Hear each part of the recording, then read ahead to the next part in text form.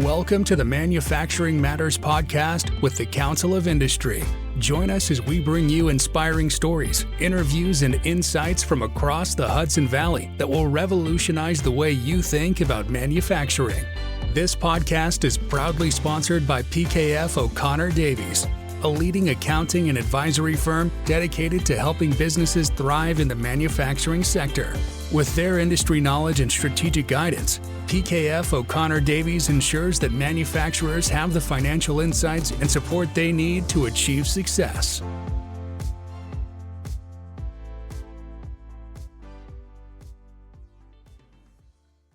Pamela Gunther, founder and CEO of Fit Fun Playscapes. Welcome to the Council of Industry podcast. Good morning. It's great to be here. Awesome. So, Pamela, tell us about Fit Fun Playscapes. What do you guys make? Who is it for?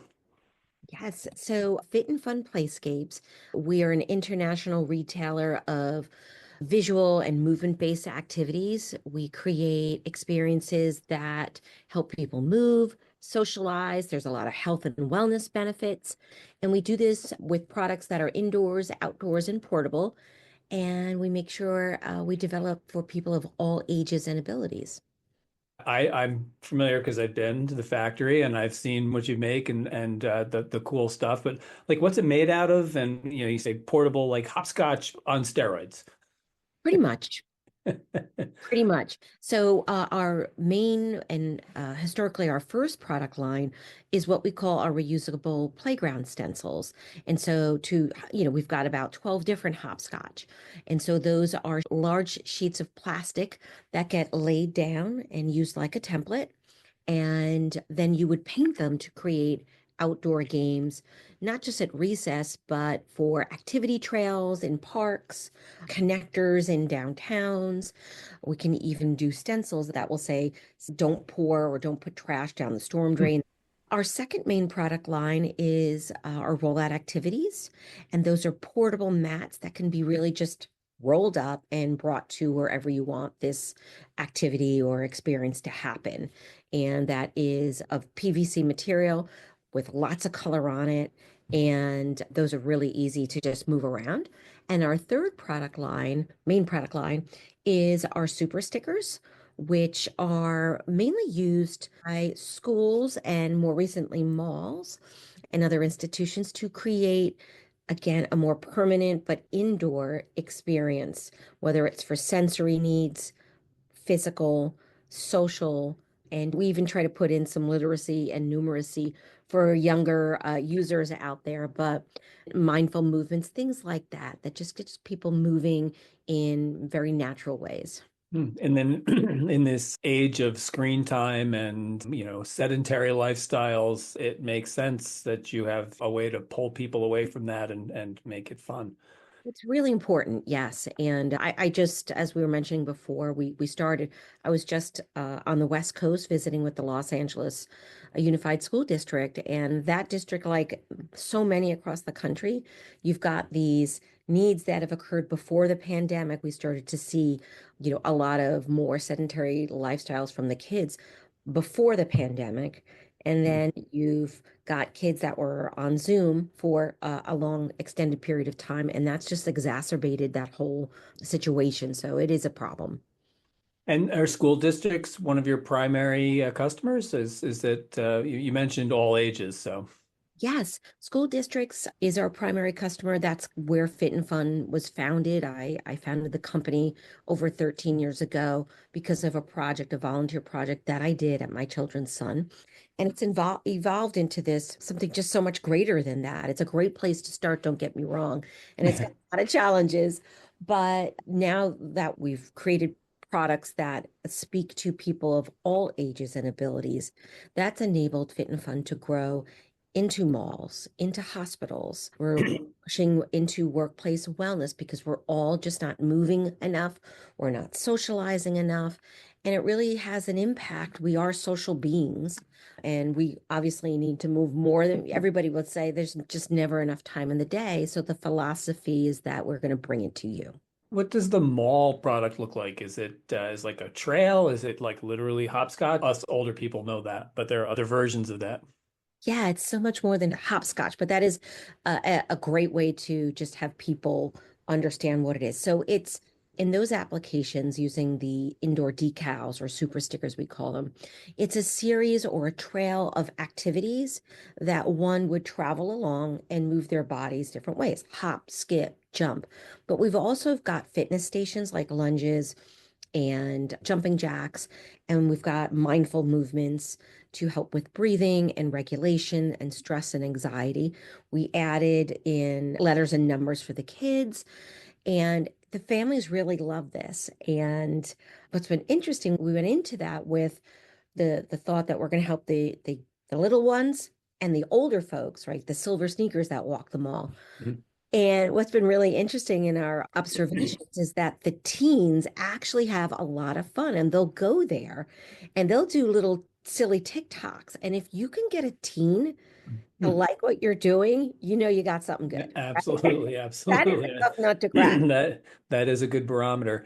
You mentioned that this kind of started with your son's school and a volunteer project. Elaborate. Sure, sure. So I have three sons, and my oldest son, who's now 23, when he was entering kindergarten, I was asked to, first of all, I joined the PTA, which every parent should. And so then I was asked to join the PTA's playground committee. The principal knew that I'm an architect from education and I hold a license. She understood that and she wanted things planned out very organizationally. And she had some thoughts about how she wanted to lay out the climbing equipment versus the blacktop games. Mhm. So I said, sure, I'm happy to help. And I couldn't find a product that I liked, that we liked. It was probably about 15 of us back then. And, it was too thin. It didn't make sense. There were too many steps. One game came in like 17 parts. And not only did that project make me think about how to do it a better way, but it really was the impetus to start Fit and Fun because once we painted those games down by hand, which we did, to see the children respond, it was like lightning. And, a hopscotch could be just boxes with numbers in it. That's what you and I grew up with. Right. But to have a hopscotch that is a robot or a flower or something more whimsical, that's what a child is. That's what they Mhm. want to, that's what they gravitate towards through recess. And so we've learned that the visual component of what we do is really a great strength. And so here we are, like I said, over 13 years later. That origin story is intriguing to me. Let's set that aside for a minute and say, go back to architect. What the heck? I can now I see that connection, Yeah. but you obviously were a practicing architect for a while before you left that behind for this. I did. I actually, I say graduated that part of my career Okay. as I like that. as the VP of the engineering division for a real estate consulting firm.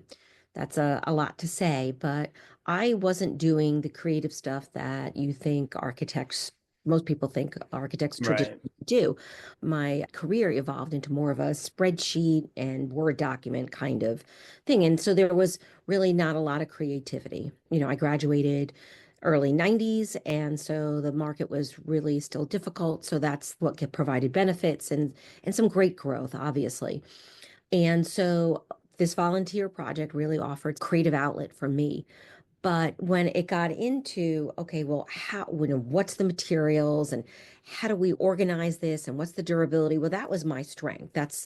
I was a materials expert in the work I did. And so understanding how materials get maintained, what is their expected useful lives, how do you project and predict when things need to be replaced, it kind of all added to my comfort in creating this company. Layer in the fact that in my thesis here, so it's a 5-year degree, I did my thesis project was based on color theory. Okay. So, I love wiggly stories, right? Because I definitely have had a wiggly journey.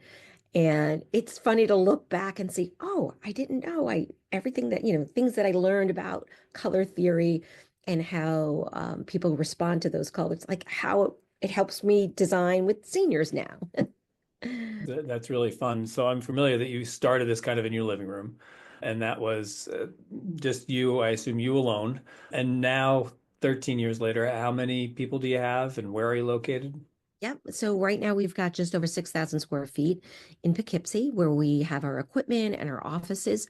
We employ 10 people, and it's been great. And those 10 people, obviously, when you're 10, it's still pretty intimate. How did you recruit, find, engage those folks? So when Fit and Fun had a great transition. When we went into our indoor line of products, we were fortunate where one of our installations got picked up by News 4 New York. Ah, And so that was a great impetus. Thank you, News 4 New York. And so that's when I moved out. But it was really growing year over year. I could see the growth. So that was great. And then so we started looking for a location outside of the house to have our own machines and take control of the product and the process. And so we found this great space in Poughkeepsie, but I've had people working with me since 2018 and sooner. And then moving to this area, we were able to really draw on a workforce. I live in Putnam County, and I was really having a difficult time trying to find a workforce, a diverse workforce that could help build and continue to build Fit and Fun Playscapes. 2019 was a great year. 2020, oh my gosh, right? Pandemic. I was fortunate and unfortunate to experience my husband, who's also an architect, a design architect, losing his position at his role. Back then, many people didn't immediately realize that their position was being eliminated. It took several months to realize, oh, we're not going back, right? mm, Like the work just stopped. But you thought that you'd just be back in a week or two. right, right. So when that happened and I had to send everybody home, my husband is a doer and he's like, well, I'll just come and I'll take a look at the equipment that the first set of equipment, and I'll just YouTube it and play with it. Yeah. So fortunate enough where we've been working together since then. And even back then, I think back, I was speaking to someone the other day, I had my three sons. Da, da, da, da. I know, right? Came to the office, and I remember my 9-year-old putting stamps on the corner of the samples. We were, it was all hands on deck. It's a little bit of a family component for sure, but yeah. You mentioned the equipment. Talk about like this process. So it's like vinyl and plastic for the most part. Yes. So the materials that our machines are able to cut is wide format, large scale. So wide format vinyl, adhesive vinyl, and we can also cut and engrave woods, plastics, leathers, foam, cardboard. It was really amazing. We use the machines for our current product line, but they can do so much more, and that's really exciting. That's interesting. And I know that that's kind of a new endeavor, correct? I mean, you're looking to spin off isn't the right word, but complement what you're doing with maybe some contract manufacturing. Exactly. We started to within the school, the educational area and the Parks and Rec area, we started to see a trend with our repeat customers, especially in our larger districts. We love what you do. Can you customize it? We're having an event. Can you create something special for that? And so the last few years we've been doing just kind of behind the scenes banners, backdrops, and some custom keepsakes, type of convention takeaways that you can Mhm. conference takeaways. And we like the work, and our machines are able to do it. So we launched officially a few weeks ago the FNF Factory, and it was amazing to be in attendance at the first event where we did that, which was at your luncheon. So thank you for that. Great to have our own little convention giveaway, our beautiful Council of Industry Fit and Fun gears. Yeah, and our production team loves to really push the limits on the machines, but also the creativity and how do we scale and do a large order, but still maintain that personal component. So much of this stuff, you place an order in a catalog and it's coming from half a world away. And it's very different to get something from Poughkeepsie, from like literally right around the corner, and to know the folks that are actually making it for you. That's a real advantage. We like to think so, and for our customers who want that, to have a hand in that. And we say this quite often. We could be involved as much as you want or as little as you want. We could hit print cut, or we could really brainstorm some unique ideas that fit your budget and your needs and create something really, really special for your needs, not even just for events, but like tool organization was something that was of great interest at the luncheon the other day. Different jobs have different tools and equipment that they have to use and they have to be accounted for. So we're able to, customize that to the types of tools in the locations and with the organization that they need to do their jobs more efficiently.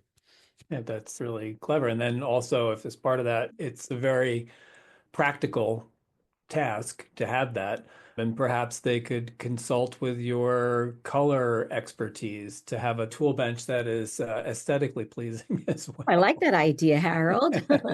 There you go. Talk a little bit about what the future plans are, for both sides of the business, the FNF and the Fit and Fun. Yes, I think we've got a lot of options in front of us for Fit and Fun Playscapes. We continue to do more and more work with our Parks and Rec people. Those needs are, it comes in a variety of forms in terms of, the needs that they're seeing for different people, different ages, and different types of park experiences. We continue to see interest in malls and retail outlets, fitness centers, hospitals. Hmm. Again, everybody, everywhere where people are.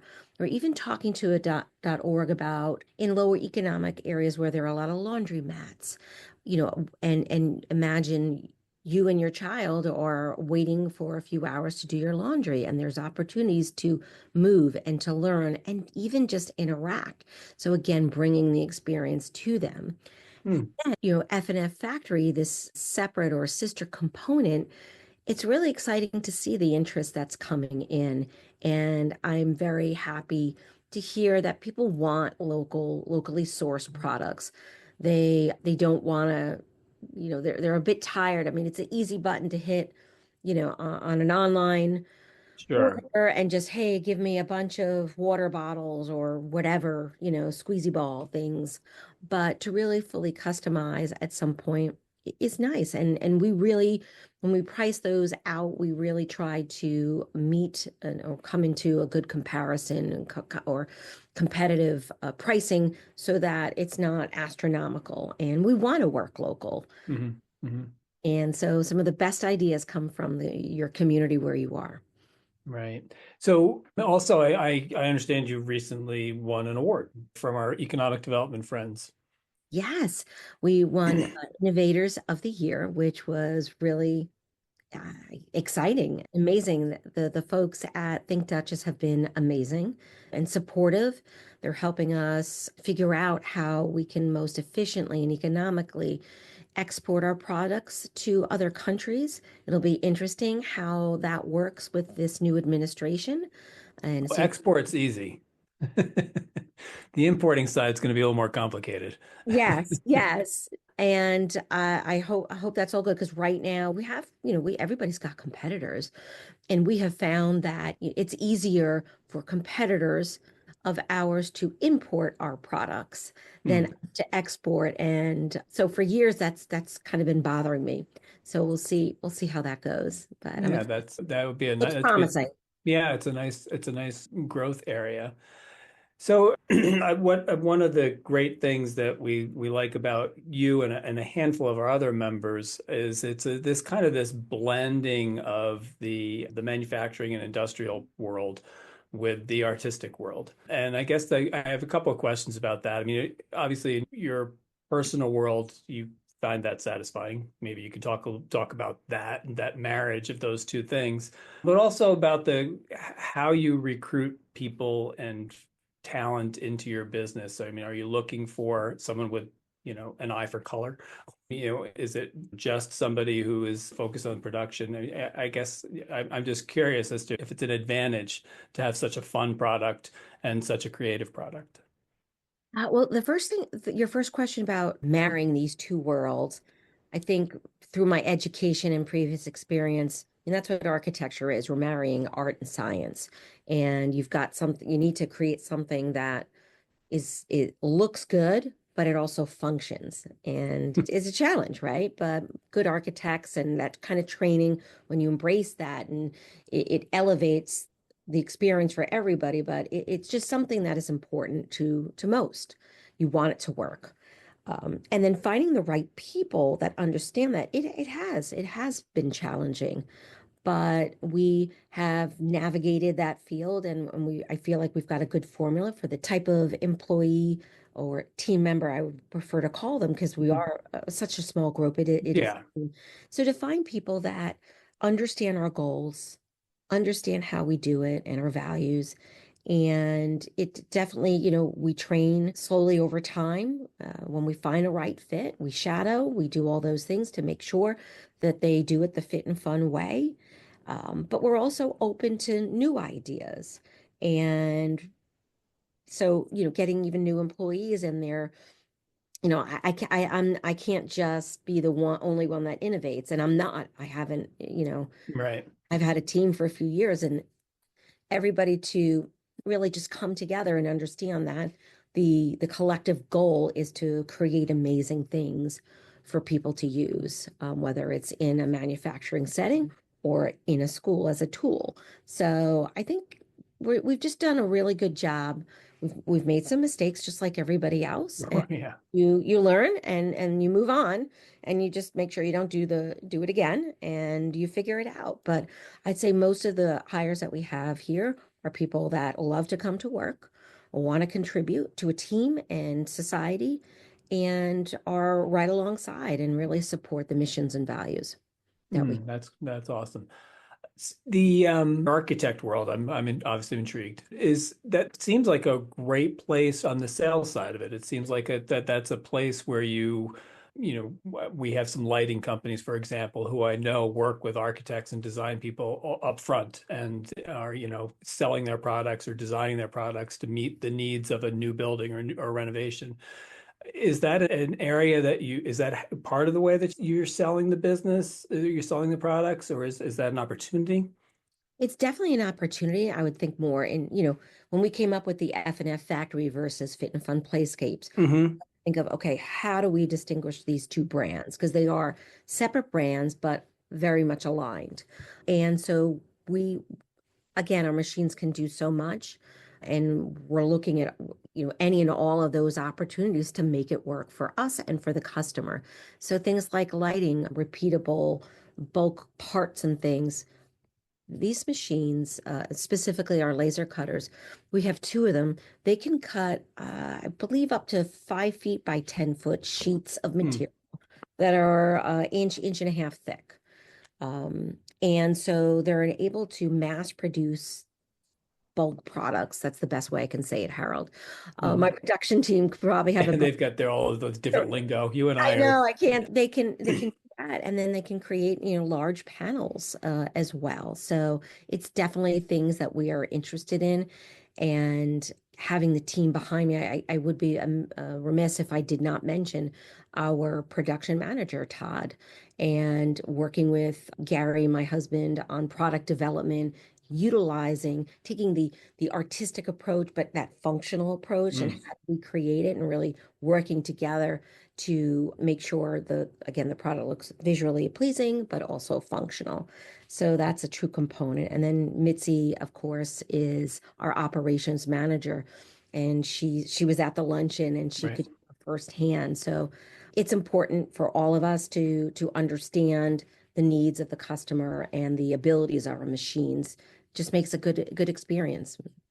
Yeah, and honestly, the product, in the going back to the Fit and Fun, not the FNF Factory, but the Fit and Fun products are it's just such a clever idea. And I just really, when you think of like as we started this conversation about screen time and sedentaries, and so it just feels like it's so important.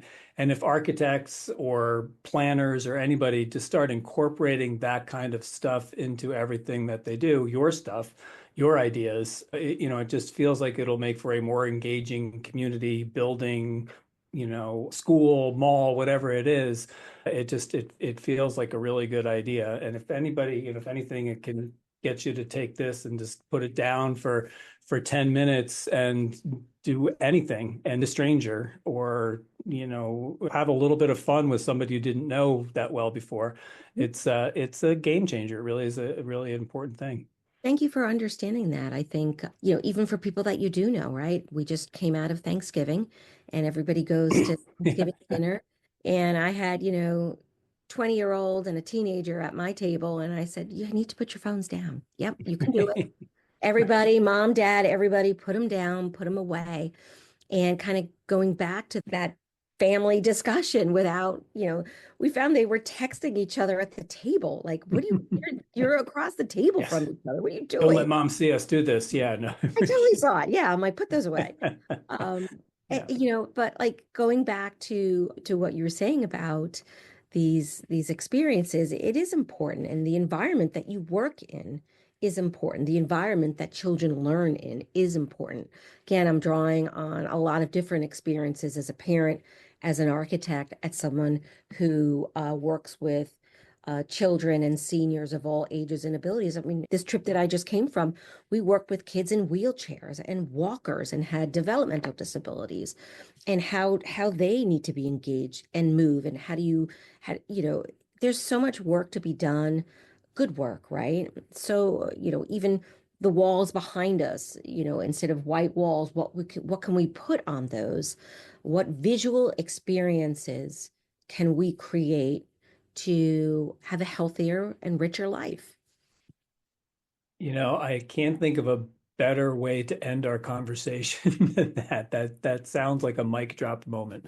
So Pam Gunther, thank you so much for being on the Council of Industry podcast. The company is Fit Fun Playscapes and FNF Factory, and we are very proud to have you as Council of Industry members. I'm very, very appreciative to be here with you. Thanks, Pam. Thank you for joining us on this episode of Manufacturing Matters, brought to you by the Council of Industry and sponsored by PKF O'Connor Davies, accountants and advisors who understand the unique challenges and opportunities in the manufacturing sector. We hope you gained valuable insights and inspiration from today's discussion. If you enjoyed this episode, make sure to subscribe to our podcast and leave us a review on your favorite podcast platform.